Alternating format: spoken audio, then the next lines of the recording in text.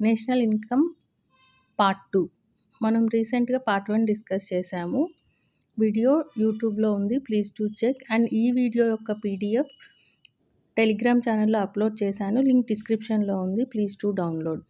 మనం last topic వచ్చేసి nominal GDP, real GDP. Nominal GDP అంటే ఏంటి? క్వాంటిటీ వచ్చేసి ప్రెజెంట్ ఇయర్ ఉంటుంది.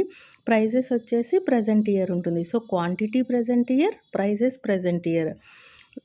సో ఇది ఇన్ఫ్లేషన్ అడ్జస్టెడ్ కాదు. అంటే మనం ఈ ఇయర్ ప్రైజెస్, ఈ ఇయర్ క్వాంటిటీనే వేసాము. లాస్ట్ ఇయర్‌దో, బేస్ ఇయర్‌దో వేయలేదు. సో ఈ ఇయర్ ఎంత ఉంది అనేది మనకు అర్థమైంది. సో ఈ ఇయర్ ప్రెజెంట్ ఇయర్ క్వాంటిటీకి బేస్ ఇయర్‌లో ఉన్న ప్రైజెస్, బేస్ ఇయర్ ప్రైజెస్ అంటే ఏంటి? మనకి కాన్స్టెంట్ ప్రైజెస్ అనమాట. సో ఈ ఇయర్ ఉన్న ప్రొడక్షన్‌కి 200 పెన్స్‌కి ప్రైజెస్ మాత్రం బేస్ ఇయర్‌వి 10 రూపీస్ లాగా వేసినప్పుడు అప్పుడేమైంది? ఇది ఇన్ఫ్లేషన్ అడ్జస్టెడ్. రియల్‌లో నుంచి నామినల్ తీసేస్తే ఎంత ఇన్ఫ్లేషన్ వచ్చింది అనేది మనకు అర్థమవుతుంది. సో ఇక్కడ మోస్ట్ ఇంపార్టెంట్ పాయింట్ ఏంటంటే, మోస్ట్ ఆఫ్ ద టైమ్స్‌లో రియల్ జీడీపీ అనేది less than nominal GDP. Simple logic అండి. ప్రైస్ అనేది ఇంక్రీజ్ అయింది అని అంటే ఖచ్చితంగా ఏమవుతుంది? బేస్ ఇయర్‌లో తక్కువ ఉంటుంది కాబట్టి రియల్ జీడీపీలో ఏమేస్తున్నాం మనం? ఈ ఇయర్ 200 పెన్స్‌కి బేస్ ఇయర్ ప్రైజెస్ అంటే తక్కువ ప్రైజ్‌లో వేస్తున్నాం కాబట్టి జీడీపీ కూడా తక్కువగానే ఉంటుంది.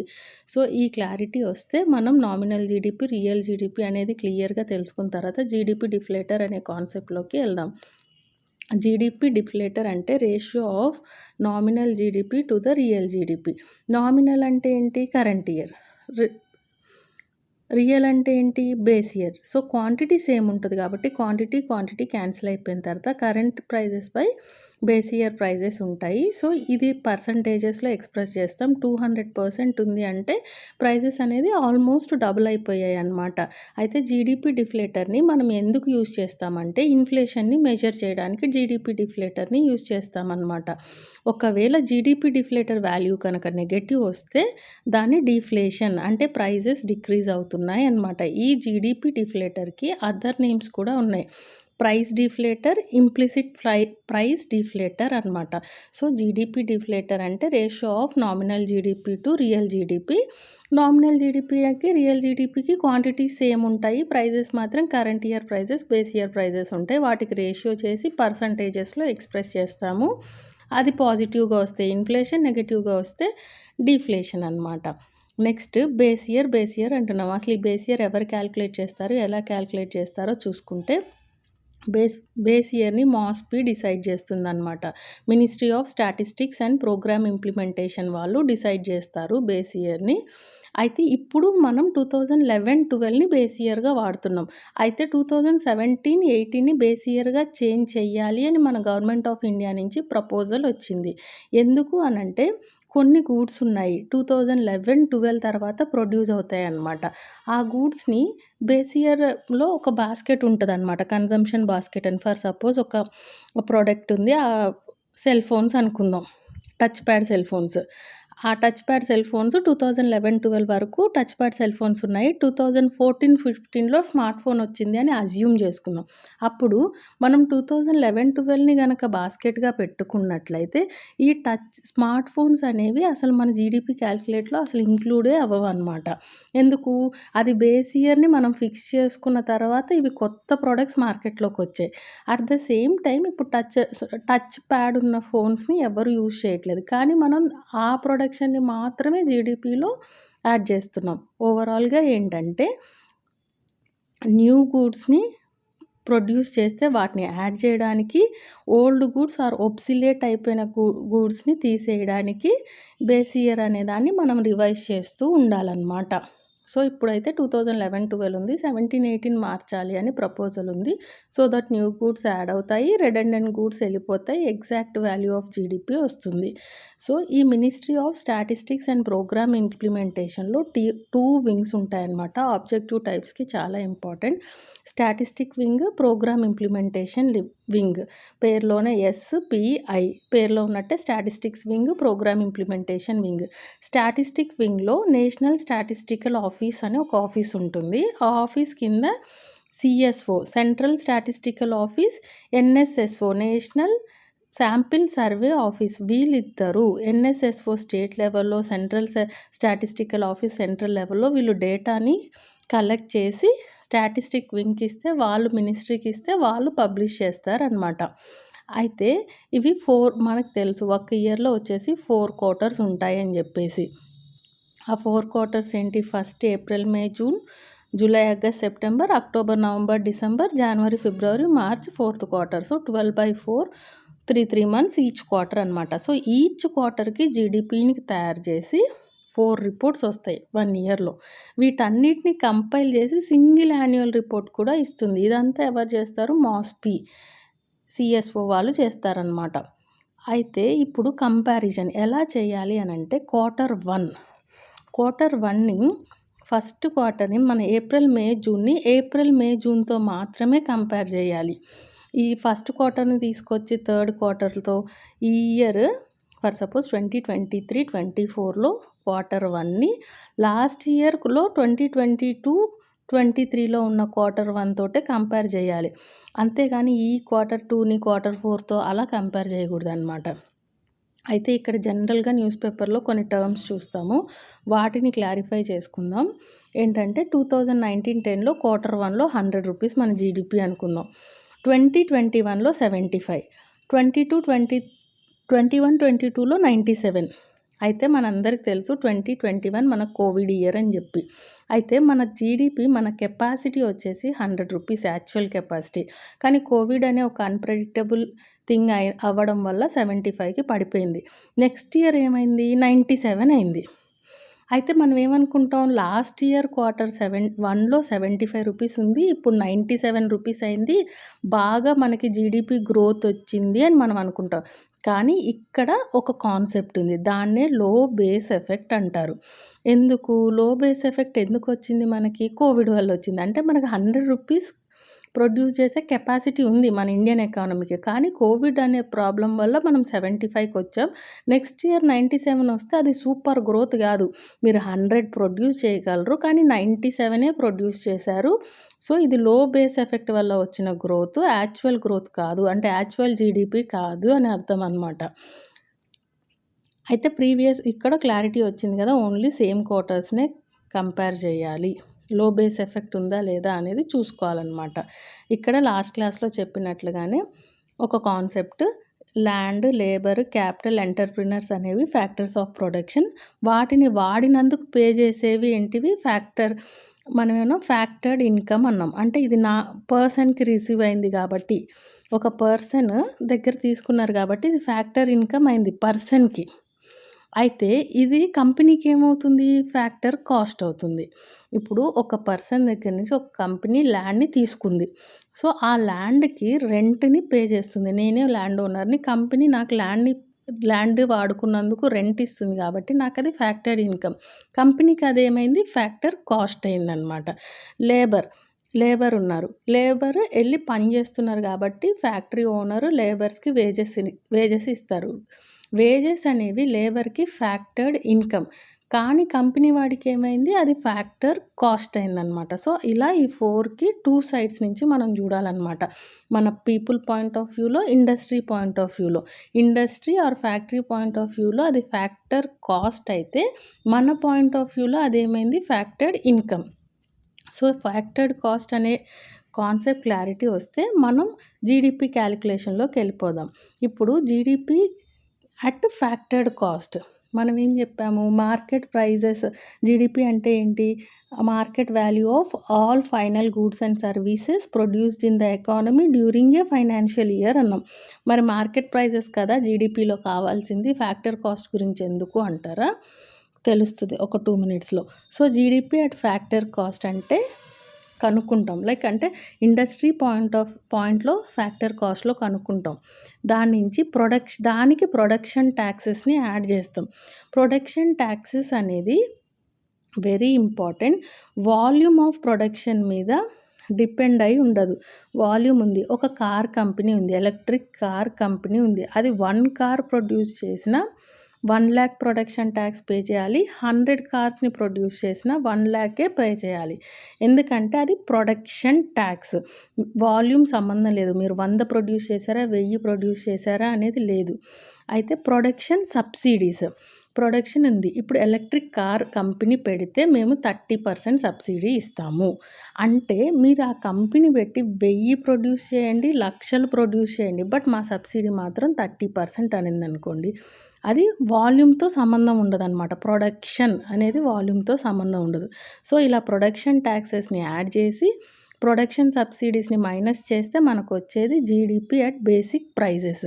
ప్రొడక్షన్ సబ్సిడీస్‌ని ఎందుకు మైనస్ చేశామంటే, ఇప్పుడు ప్రొడక్షన్ ₹100 అయింది. ఒక కంపెనీ ఒక పెన్‌ని మ్యానుఫ్యాక్చర్ చేయడానికి. అయితే మనకి ₹30 సబ్సిడీ ఉంది. సో, ₹70 అయింది. సో, ఈ ₹70 అనేది కంపెనీ ఖర్చు పెట్టట్లేదు గదా! సో, అందుకని ఇది బేసిక్ ప్రైస్. గవర్నమెంట్ బర్డెన్ అవుతుంది. కంపెనీ ఖర్చు పెట్టలేదు కాబట్టి బేసిక్ ప్రైస్. ప్రొడక్షన్ సబ్సిడీని మైనస్ చేయాలి. టాక్సెస్ అంటే టాక్సెస్ కంపెనీ పే చేస్తుంది. ఆ మనీ కంపెనీ పాకెట్‌లో నుంచి వెళ్తున్నాయి కాబట్టి ఫ్యాక్టర్ కాస్ట్‌కి ప్రొడక్షన్ ట్యాక్స్‌ని యాడ్ చేసాం. ప్రొడక్షన్ సబ్సిడీ అంటే కంపెనీ పాకెట్‌లోంచి మనీ వెళ్ళట్లేదు కాబట్టి గవర్నమెంట్ తరపు నుంచి వెళ్తుంది కాబట్టి దాన్ని మనం మైనస్ చేసాం. ఇలా వచ్చిందే జీడీపీ అట్ బేసిక్ ప్రైజెస్ అనమాట. ఇప్పుడు మనకేమన్నాం, మన డెఫినేషన్‌లో ఉన్నట్టు మార్కెట్ ప్రైస్ కదా మనకు కావాల్సింది. సో, మార్కెట్ ప్రైస్‌ని బేసిక్ ప్రైస్ నుంచి తీసుకురావాలనమాట. అదేంటి, ఇప్పుడు మనకు జీడీపీ అట్ బేసిక్ ప్రైస్ వచ్చింది. పైన క్యాలిక్యులేట్ చేసాం.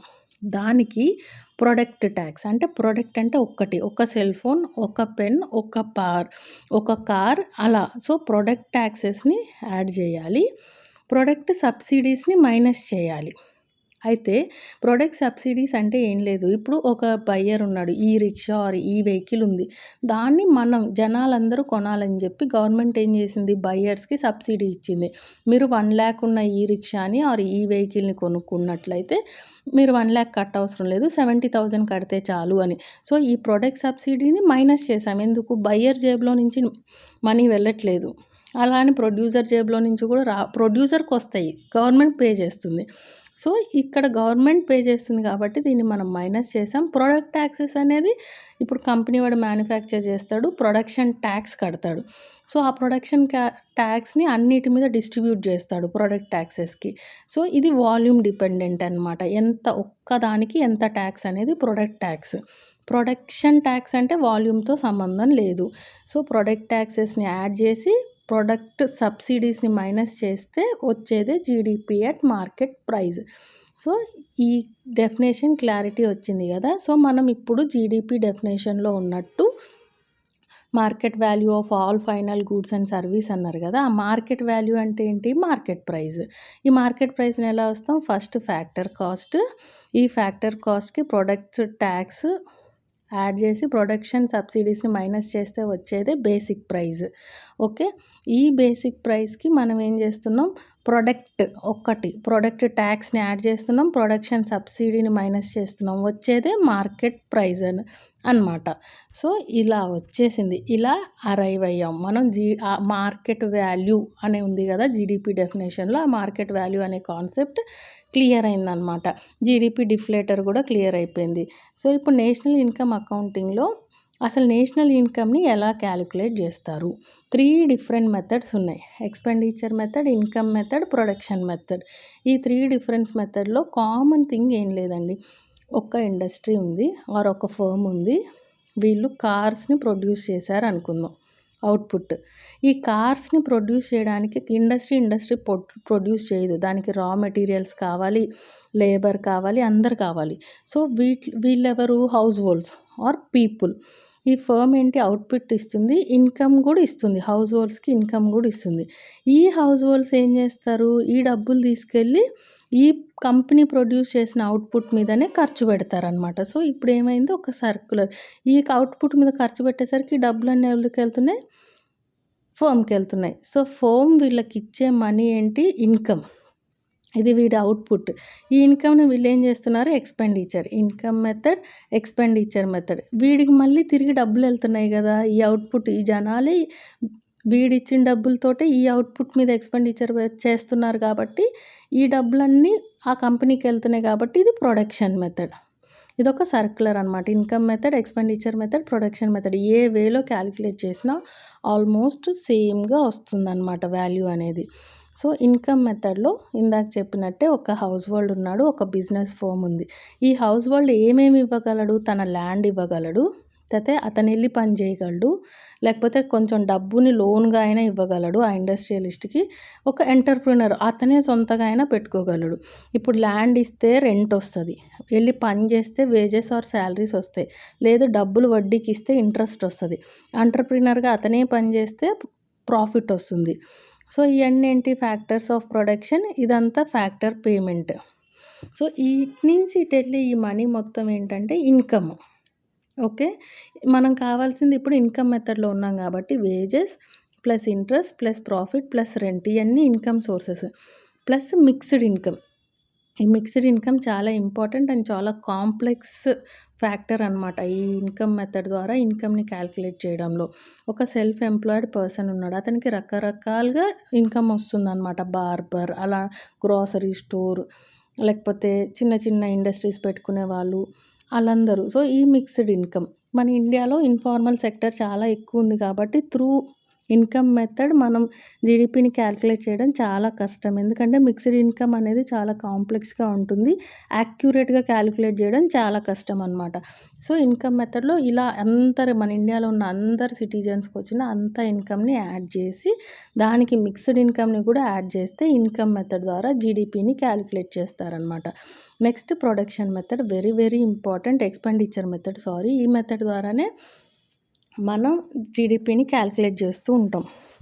కన్జంప్షన్, హౌస్ హోల్డ్ ఎంత ఎక్స్పెండిచర్ పెట్టుకుంటాడు దేనికి, అతను తినడానికి, హెల్త్కి, ఎడ్యుకేషన్కి, ట్రాన్స్పోర్ట్కి, అలాగా హౌస్ హోల్డ్ కన్జంప్షన్ ఎక్స్పెండిచర్ని సి అంటారు. ఐ అంటే ప్రైవేట్ ఫర్మ్స్ చేసే ఇన్వెస్ట్మెంట్ అనమాట. గవర్నమెంట్ ఇన్వెస్ట్మెంట్ అనేది, గవర్నమెంట్ ఎక్స్పెండిచర్ అనేది 2 టైప్స్ ఉంటుంది. ఎప్పుడైతే గవర్నమెంట్ ఒక బిజినెస్ ఎస్టాబ్లిష్మెంట్లో కంప్యూటర్లని, చైర్లని, వైఫైని, కబోర్డ్స్ని పెట్టిస్తే అది ఇన్వెస్ట్మెంట్. అది గవర్నమెంట్ ఎక్స్పెండిచర్ అనేది ఇన్వెస్ట్మెంట్ కోసం వెళ్తుంది. ఒక ఆఫీస్లో ఒక చైర్, టేబుల్ అవి కొనడానికి వెళ్తుంది, అది ఇన్వెస్ట్మెంటే. ఇంకో సైడ్ నుంచి గవర్నమెంట్ డబ్బులతో దాన్ని ఇన్వెస్ట్ చేస్తుంది కాబట్టి గవర్నమెంట్కి అది ఎక్స్పెండిచర్. ఇంకో కైండ్ ఆఫ్ ఎక్స్పెండిచర్ ఏంటి, వెల్ఫేర్ ప్రోగ్రామ్స్, శాలరీస్, పెన్షన్స్ అనమాట. సో గవర్నమెంట్ ఎక్స్పెండిచర్ అనే కాన్సెప్ట్ క్లియర్ అయింది కదా. నెక్స్ట్ నెట్ ఎక్స్పోర్ట్స్ అంటే ఒక కార్ ఉంది, ఆ కార్ని మనం 100 కార్స్ని ఎక్స్పోర్ట్ చేస్తున్నాం, ఓకే, 1000 కార్స్ని ఇంపోర్ట్ చేసుకుంటున్నాం, ఓకే.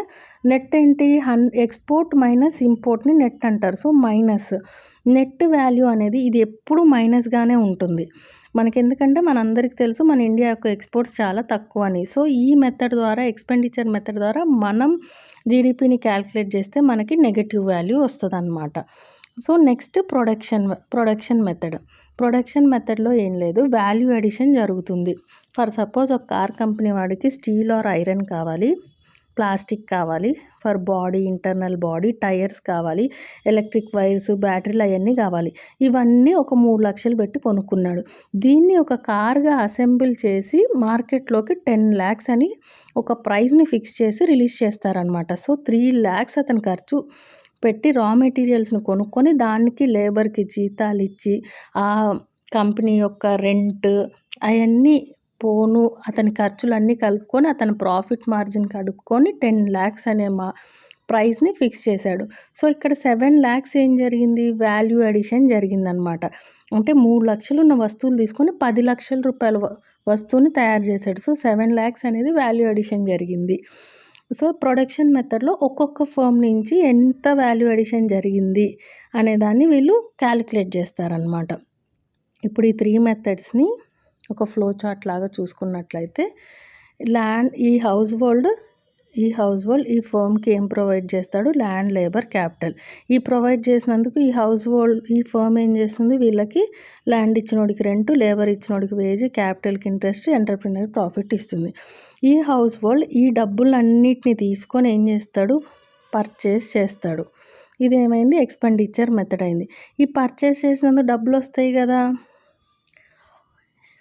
మళ్ళీ ఈ డబ్బులు పెట్టి వీడు మళ్ళీ ఇన్వెస్ట్ చేసి మళ్ళీ గూడ్స్ అండ్ సర్వీసెస్ని ప్రొడ్యూస్ చేస్తాడనమాట. ఇది production method. Income method, expenditure method, production method.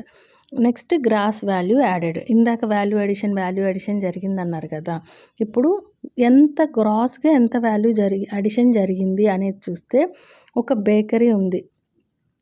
ఈ బేకరీ కేక్స్‌ని ప్రొవైడ్ చేస్తుంది. షుగర్ కావాలి, మిల్క్ కావాలి, ఇంకో ఏదో ఒక మేడ్ ఏదో ఒకటి కావాలి. సో, దీనికి ఇన్‌పుట్ వచ్చేసి రూ. 100.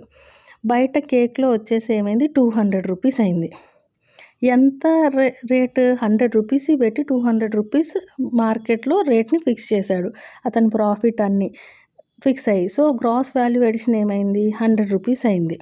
మనం జీవీఏ నుంచి జీడీపీ గ్రాస్ వాల్యూ అడిషన్ నుంచి జీడీపీని ఎట్లొస్తదంటే, మన జీడీపీ ఉంది కదా! మనం క్యాలిక్యులేట్ చేసిన జీడీపీలోంచి ట్యాక్సెస్‌ని మైనస్ చేయాలి. ఎందుకంటే అవి ట్యాక్సెస్ అనేవి గవర్నమెంట్‌కి ఉట్టిగా మనం కడుతున్నామనమాట. అవి ప్రొడక్షన్‌లో ఎళ్ళలేదు. అంటే గూడ్స్ అండ్ సర్వీసెస్‌ని మ్యానుఫ్యాక్చరింగ్ చేయడంలోకి ఎళ్ళలేదు. సో, ట్యాక్సెస్‌ని మైనస్ చేసాం. సబ్సిడీస్‌ని ప్లస్ చేసాం. సబ్సిడీస్ వల్ల ప్రైజెస్ డిక్రీజ్ అయినాయి. రూ. 100 ఉండేది రూ. 70కి వచ్చిందనే కానీ వాల్యూ అడిషన్ జరగలేదని కాదుగా. ఆ బర్డెన్ గవర్నమెంట్ తీసుకుంది. బట్ ప్రొడక్షన్ అయితే రూ. 100 ఖరీదైన వస్తువుల్ని కొనే ప్రొడ్యూస్ చేశాం కదా! సో, సబ్సిడీస్ ఏమైనా ఉంటే యాడ్ చేయాలన్నమాట. అప్పుడు వచ్చేదే గ్రాస్ వాల్యూ అడిషన్. ఈ ఫార్ములాస్ అన్నీ చాలా చాలా ఇంపార్టెంట్. నెక్స్ట్ చిన్న చిన్న కాన్సెప్ట్స్ ఉన్నాయి. స్టాక్ వేరియబుల్ అని అంటే at any point of time. ఇప్పుడు నువ్వు ఒక సైకిల్ స్టోర్ దగ్గరికెళ్ళో, లేకపోతే ఒక బైక్ స్టోర్ దగ్గరికెళ్ళో, మీ దగ్గర ఈ పాయింట్ ఆఫ్ టైంలో ఎన్ని సైకిల్స్ ఉన్నాయి, 100 ఉన్నాయి. సో, ఇది స్టాక్ వేరియబుల్. కానీ అదే సైకిల్ షాపోని లాస్ట్ 5 ఇయర్స్‌లో మీ దగ్గర ఎన్ని సైకిల్స్ ఉన్నాయి అంటే flow variable over a period of time 5 years అని అన్నాం. సో, ఇది 500 సైకిల్స్ ఉన్నాయి. సో, స్టాక్ వేరియబుల్ అంటే at any point of time. Flow variable అంటే over a period of time. So, ఇవన్నీ ఎకనామిక్ కాన్సెప్ట్స్ అండి. కొంతమంది ఏంటంటే ఫ్లో లేదు, లేకపోతే అక్కడిక్కడ చెప్తున్నారని కాదు. This is the first introduction classes of economy. ఇలా చిన్న చిన్న కాన్సెప్ట్స్ అన్నీ క్లియర్‌గా ఉంటే నెక్స్ట్ కమింగ్ క్లాసెస్‌లో ఈజీగా ఉంటుంది. మధ్యలో చెప్పే అవసరం ఉండదని ఇప్పుడే ఈ కాన్సెప్ట్స్‌ని ఇంక్లూడ్ చేశాననమాట. So, stock variable, flow variable. Next personal income అంటే ఏంటంటే నేషనల్ ఇన్కమ్‌లో నుంచి అన్‌డిస్ట్రిబ్యూటెడ్ ప్రాఫిట్స్‌ని మైనస్ చేయాలి. అన్‌డిస్ట్రిబ్యూటెడ్ ప్రాఫిట్ అంటే ఒక కంపెనీకి 10 లక్షల లాభం వచ్చిందనుకోండి. దీంట్లో 5 లక్షలని ఆ కంపెనీలో ఉన్న షేర్ హోల్డర్స్‌కి డిస్ట్రిబ్యూట్ చేస్తారు. ఇంకో 5 లక్షలని కంపెనీ అకౌంట్‌లోనే దాపెడతారు. ఎందుకు? ఫ్యూచర్ ఇన్వెస్ట్‌మెంట్ కోసం అని చెప్పి. సో, ఈ అన్‌డిస్ట్రిబ్యూటెడ్ ప్రాఫిట్‌ని ఈ నేషనల్ ఇన్కమ్‌లో నుంచి మైనస్ చేయాలన్నమాట. నెక్స్ట్ కార్పొరేట్ ట్యాక్స్, ఇది అందరికీ తెలుసు. దీన్ని మైనస్ చేయాలి. ప్లస్ ట్రాన్స్ఫర్ పేమెంట్స్‌ని ఇంక్లూడ్ చేయాలి. ట్రాన్స్ఫర్ పేమెంట్స్ అంటే పెన్షన్స్, స్కాలర్‌షిప్, అమ్మఒడి, రైతు బంధు ఇలాంటి ట్రాన్స్ఫర్ పేమెంట్స్ అన్నిటిని ఇంక్లూడ్ చేయాలి. ఎందుకంటే అది మనిషికి ఉన్న పర్సనల్ ఇన్కమ్, దాన్ని ఎక్స్‌పెండిచర్ చేస్తాడు కాబట్టి ఈ ట్రాన్స్ఫర్ పేమెంట్స్‌ని ఇంక్లూడ్ చేయాలి. Next interest payment received by providing loan. ఈ ఇంట్రెస్ట్ పేమెంట్స్‌ని కూడా మనం యాడ్ చేయాలి. ఇప్పుడు ఒక పర్సన్ ఒక 1,00,000 వాళ్ళ ఇంటి పక్కనోళ్ళకి వడ్డీకి ఇచ్చాడు ఫర్ సపోజ్. అతను ఆ ఇంట్రెస్ట్‌ని తిరిగి పే చేస్తాడు కదా! ఇప్పుడు లోన్ ఇచ్చిన అప్పు ఇచ్చిన వాడికి అది ఇన్కమే కదా! సో, దాన్ని యాడ్ చేయాలి. నెక్స్ట్ ఇప్పుడు ఆ అప్పు పే చేసిన వాడున్నాడు. ఫర్ సపోజ్ 1,00,000కి 10,000 వడ్డీ అనుకున్నాను. నాకు 10,000 వస్తే నాకు మనీ వచ్చాయి కాబట్టి నేను యాడ్ చేశాను. ఆ 10,000 కట్టిన వాళ్ళుంటారు గదా! వాళ్ళ దగ్గర నుంచి అది మైనస్ చేయాలన్నమాట. అది వాళ్ళకి ఇన్కమ్ కాదు కాబట్టి. Interest payment made by house hold to clear loans. ఇలా ఎవరెవరైతే ఇంట్రెస్ట్ పేమెంట్‌ని రిసీవ్ చేసుకున్నారో దాన్ని యాడ్ చేస్తాము. ఎవరెవరైతే ఇంట్రెస్ట్ పేమెంట్స్‌ని చేశారో వాళ్ళని మైనస్ చేస్తాం. ఇలా ఈ ఫార్ములా మొత్తం చాలా డీటెయిల్డ్‌గా ఎక్స్‌ప్లెయిన్ చేశాను. ఇదొకసారి చూసుకోండి. ఇదంతా క్యాలిక్యులేట్ చేస్తే వచ్చేదే personal income. Next personal disposable